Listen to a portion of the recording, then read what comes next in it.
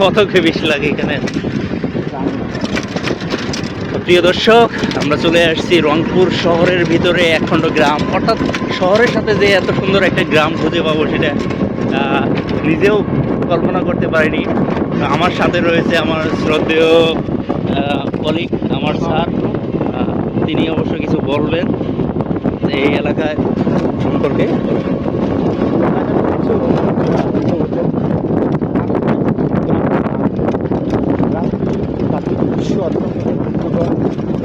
এখানকার প্রাকৃতিক পরিস্থিতির দৃশ্য আসলে অত্যন্ত মনোমুগ্ধকর এবং এই দৃশ্যগুলো দেখলে স্রষ্টার প্রতি মস্ত অবনত হয় এবং আমরা আসলে মনোমুগ্ধকর দৃশ্যগুলো দেখে দৃশ্যগুলো যখন দেখি তখন আমাদের তার সৃষ্টিকর্তার সময় মনে পড়ে যায়।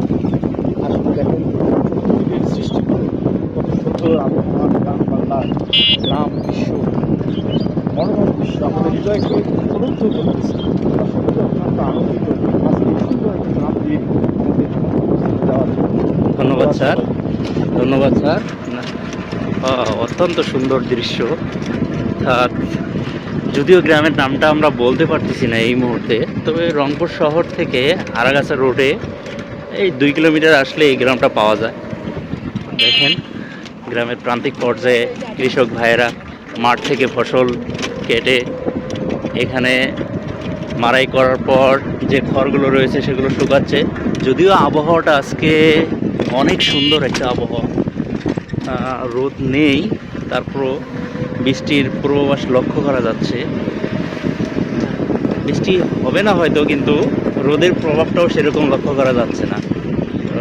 অনেক দিন যাবৎ বৃষ্টি হয়েছে, যার কারণে আমরা দেখতে পাচ্ছি এখানে কৃষকের অনেক ভোগান্তি পোহাতে হচ্ছে।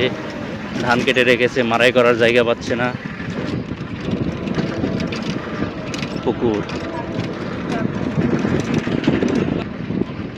পুকুর পুকুরের বক্সার কোথায়?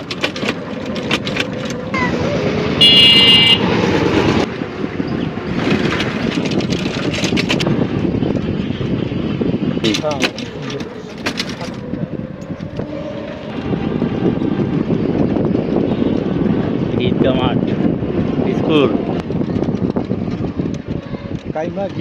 কাইমাগিলি। ও, এই রাস্তা এরকম। এটা এটা কিসের সাথে সংযুক্ত?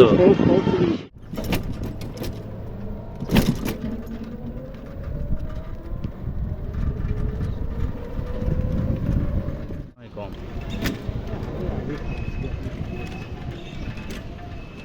জলছত্র।